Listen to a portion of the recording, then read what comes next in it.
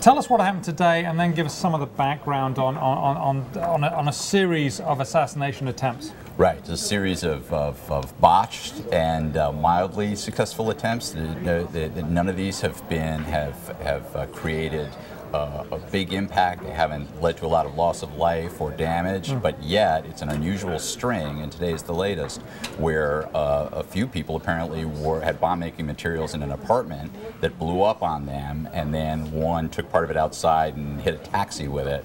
Just over a total botched attempt at this, but still the strongest evidence yet of involvement by Iranians, and that two of the guys involved apparently had Iranian documentation, maybe were ethnically Iranian as well.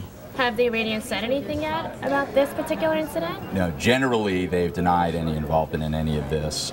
People point to Iran directly, they point to Hezbollah, which is affiliated, and really it's not known yet. In India, for example, where Israel says that the attempt there was certainly... That was yesterday, right? That was yesterday. That was certainly the work of Iranians. Hezbollah, India says we know no such thing as yet. There isn't enough evidence to say. Now it is interesting that the attempt in India bore a lot of resemblance to a successful assassination that is widely believed to be by Israel inside Iran of Iranian scientists. So, and the thought is maybe there's some sort of message being sent back. Am I wrong there? Is that right? No, you're describing it correctly in both cases. Something under the car that blew up, and it's reminiscent. At the same time, it was on the anniversary of an assassination of a Hezbollah figure, and so some people point to that and say that was the message being sent. Maybe both messages were being sent, but the main thing is that it's all coming against this backdrop of increased tensions day by day for other reasons between Israel and Iran, and between Iran and the U.S. So is this the start of a broadening of a campaign, or is it the start, or are we in the broadening? Well, it feels like kind of a mini Cold War of its own, and harks back to things that we see in movies about the U.S. and Russia, and we have to see how it goes on and whether any evidence comes out to show that there's real state involvement or not. There are some people who would say it's more in Israel's interest to have a bomb go off in India because India is still buying oil from Iran, and so it wouldn't make a lot of sense for Iran to be behind a bombing in India. So there's a lot of conspiracy and counter-conspiracy theories to get sorted out. Now, and it's one thing to have two countries going at each other in their own territories or in each other's territories. This is happening all over the place, right? This is India, this is Thailand. It's not just Iran and Israel. Do you think that makes this more volatile because you could see countries aligning and starting to get involved that perhaps wouldn't have been otherwise?